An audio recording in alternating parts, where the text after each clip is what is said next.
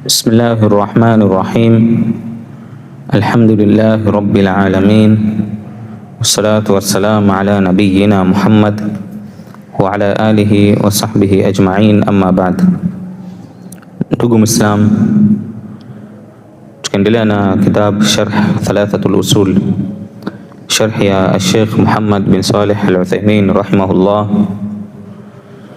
Bado tuko katika almartabatu thania, martaba ya pili, al-imanu bil qadar, kuamini kadari, na tuko katika masala yanayohusiana na majibu kwa yule ambaye kwamba anayetumia qadar kama hoja ya kuacha kufanya mambo ya wajibu na kufanya mambo ya maasi. Na tulikuwa tushataja hoja takriban 4 na leo tunaendelea ya 5. Alkhamisu, jambo la 5, anna qadara Allahi ta'ala sirrun maktumun, hakika qadar ya Allah subhanahu wa ta'ala ni siri ambayo kwamba iliyofichwa. La ya'lamu bihi illa ba'da wuqu'i al-maqduri, haijulikani isipokuwa baada ya kile ambacho kwamba kilichokadiriwa kutokea. Yani qadar ya Allah subhanahu wa ta'ala hakuna anayejua siri hii isipokuwa Allah. Baada ya kutokea ile jambo ndipo qadar kama ile inaonekana, inatokea. Wa iradatul abdi lima yaf'aluhu sabiqatun ala fi'lihi, na matakwa ya mja ya kufanya jambo yanatangulia kabla kulifanya.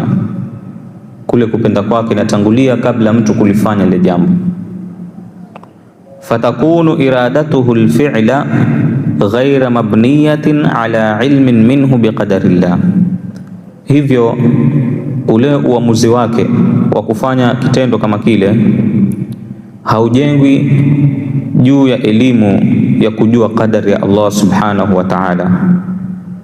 Wa hina idhin tantafi hujjatah, kwa hivyo hoja yake kama ile huwa batil, idh la hujjata lilmar'i fima la ya'lamu, kwani mtu hana hoja kujitetea kwa jambo ambalo kwamba hakulijua. Kwa mfano, mtu ambaye kwamba ameiba mali, baada ya kuiba akakamatwa mtu kama yule, kisha akaulizwa mbona umeiba? Akajibu akasema, hii ni kadari ya Allah subhanahu wa ta'ala juu yangu, kwa hivyo msinilaumu. Basi fayuqalu lahu, mtu kama huyu huambiwa, ataambiwa,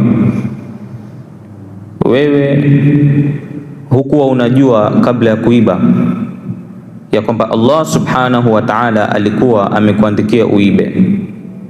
Hukuwa unajua, bali wewe mwenyewe uliamua kuiba kwa hiari yako, kwa matakwa yako, kwa kupenda kwako, wewe ndio umeamua mwenyewe kwenda kuiba.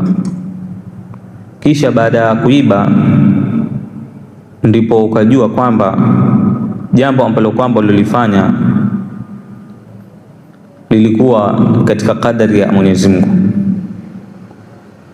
Kwa hivyo ambapo kwamba unavyofanya haiswihi kujitetea kwa kadari ya nani? Ya Allah subhanahu wa ta'ala, kwa maasi yako, kwa sababu huwezi ukajitetea kwa jambo ambalo hukulijua kabla ya kulitekeleza. Na ndio Sheikh Muhammad bin Saleh Al-Uthaymeen rahimahullah ndio akasema, anna qadara Allahi ta'ala sirrun maktum, qadari ya Allah subhanahu wa ta'ala ni siri ambayo kwamba iliyofichwa. Hakuna ambaye kwamba anayejua isipokuwa Allah subhanahu wa ta'ala. na huyu mwanadamu hawezi kujua ni mpaka baada ya jambo lishafanyika ndio yeye anajua kwamba hii ni kadari ya nani? Ya Allah. Basi mpaka hapa namuomba Allah subhanahu wa ta'ala atufahamishe zaidi na atujalie min alladhina yasma'una alqawla fayattabi'una ahsana. Wa sallallahu ala nabiyyina Muhammad wa ala alihi wa sahbihi wa sallam.